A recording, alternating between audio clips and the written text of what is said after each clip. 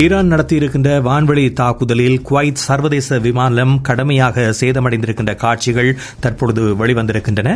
அமெரிக்க Iran இடையே போர் நிறுத்த பேச்சுவார்த்தை நடைபெற்று வரும் இந்த நிலையிலும் கூட ஈரானின் ஷெய்ம் தீவை அமெரிக்க படைகள் தாக்கியிருக்கின்றன.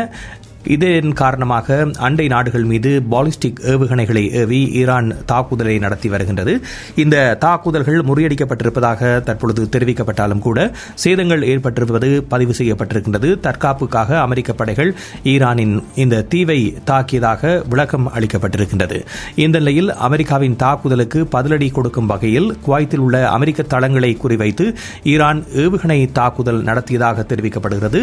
இதில் குவைத் சர்வதேச விமான நிலையம் கடுமையாக பாதிக்கப்பட்டிருப்பதோடு அங்கே ஒருவர் பலியானதாகவும் பலர் காயமடைந்ததாகவும் இப்பொழுது அரசு தகவல்கள் தெரிவிக்கின்றன. மேலும் விமான நிலையத்தில் உட்கட்டமைப்புகள் கடுமையாக சேதமடைந்திருக்கின்ற நிலையில் விமான சேவைகள் தற்காலிகமாக நிறுத்தி வைக்கப்பட்டதாகவும் இந்த நிலையில் சேதங்கள் குறித்து தொழில்நுட்ப குழுவினர் ஆய்வு செய்த பிறகு குவைத் விமான நிலையத்தின் 4வது முனையத்தில் இருந்து மட்டும் விமானங்கள் இயக்கப்பட்டு வருவதாகவும் தகவல் வெளிவந்திருக்கின்றது.